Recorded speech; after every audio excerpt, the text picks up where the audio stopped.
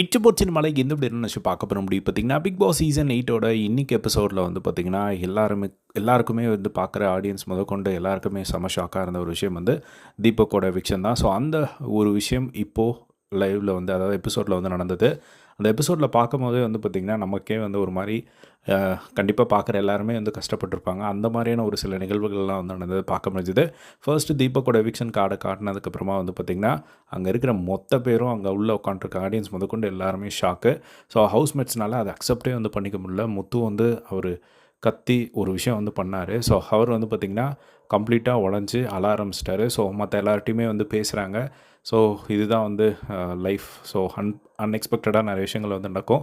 So பரவாயில்ல, நான் cup win பண்ணுவேன்னு தான் நான் நினச்சேன். பட் பரவாயில்ல, நம்ம அக்செப்ட் பண்ணிக்கிறோம். எந்த ஒரு ரிசல்ட்டாக இருந்தாலும் நம்ம அக்செப்ட் பண்ணிக்கணும். அக்செப்டன்ஸ் வந்து லைஃப்பில் ரொம்ப முக்கியம் அப்படின்னு சொல்லிட்டு அவர் ரொம்ப கேஷுவலாக வந்து எல்லாட்டையுமே வந்து சொல்லிட்டு இருந்தாங்க.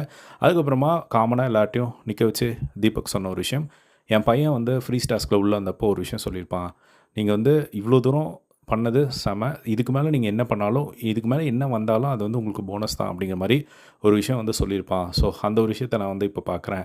ஸோ எனக்கு இவ்வளோ நாள் இருந்தது போனஸ் தான், நான் அக்செப்ட் பண்ணிக்கிறேன் அப்படிங்கிற மாதிரி வந்து அந்த ஒரு ரிசல்ட்டை வந்து அக்செப்ட் பண்ணிட்டாரு. பட் மனசார அவருக்கு வந்து வேறு என்ன பண்ண முடியும் அப்படிங்கிற ஒரு விஷயம் இருக்கும்ல. ஸோ அந்த மாதிரி தான் வந்து அவரோட மனநிலை வந்து இருந்தது.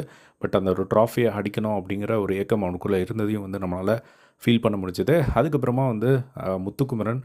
ஸோ முத்துக்குமரன் வந்து பயங்கர க்ளோஸ். அவங்களோட பாண்ட் இந்த சீசனில் ரொம்ப ஸ்பெஷல் அப்படின்னு தான் சொல்லணும். ஸோ அவர் வந்து பார்த்திங்கன்னா அவரால் சுத்தமாக அக்செப்டே வந்து பண்ணிக்க முடியல. போய்டு உன்னை சாவடிச்சிருவேன் அப்படிங்கிற மாதிரிலாம் வந்து முத்துக்குமரன் வந்து அவரோட அன்பை வந்து வெளிப்படுத்தினதை வந்து பார்க்க முடிஞ்சது. சரி வாடா குமரா அப்படின்னு சொல்லி கூப்பிட்டுட்டு போய் அதுக்கப்புறமா உட்காந்து பேசுகிறாரு. ஸோ அப்பயும் வந்து பயங்கரமாக அழுகிறாரு. பின்னாடியே வந்து போகிறாரு. டேய் நில்றா முத்து, ஏன்டா ஏன்டா அப்படின்னு சொல்லி. அப்போ முத்து வந்து சொல்கிறாரு, ஆனால் நான் உன்னை வந்து என் பக்கத்தில் நிற்க வச்சு ஸ்டேஜில் நான் அழகு பார்க்கணுன்னு நினச்சேன். நீ வந்து இந்த பிக் பாஸ் 8ல் வந்து ஒரு மிகப்பெரிய ஒரு மரியாதையை வந்து நீ ஏர்ன் பண்ணியிருக்க அப்படின்னு சொல்லி நிறைய நேரம் வந்து பார்த்திங்கன்னா அவர் அழுதுகிட்டே வந்திருப்பார் போல். நம்மளுக்கு காட்டினது கொஞ்ச நேரம் தான். ஸோ அதுக்கப்புறம் தனியாக கூப்பிட்டு போய் உட்கார வச்சோம். இந்த சீசனில் ஒரு மரியாதை ஏர்ன் பண்ணியிருக்க ஒரே ஆள் நீ தான். ஸோ மக்கள் தீர்ப்பு நம்ம ஏற்றுட்டு தான் ஆகணும் அப்படின்னு சொல்லி அவர் அழுதுகிட்டே இருந்தார். அதுக்கப்புறம் அந்த நண்டு சார்பாக வந்து ஒரு கிஃப்ட் கொடுப்பாங்கள்ல, அது கொடுக்கும்போதும் வந்து பார்த்திங்கன்னா பயங்கரமாக அழுதுகிட்டே வந்து படித்ததை பார்க்க முடிஞ்சுது.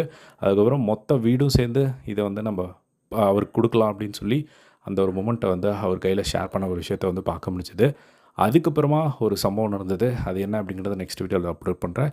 இதே மாதிரி எல்லாம் பிக் பாஸ் அப்டேட்ஸ் தெரிஞ்சுக்க நம்மளோட சேனலை சப்ஸ்கிரைப் பண்ணி சப்போர்ட் பண்ணுங்கள். தேங்க்ஸ் ஃபார் வாட்சிங். பை.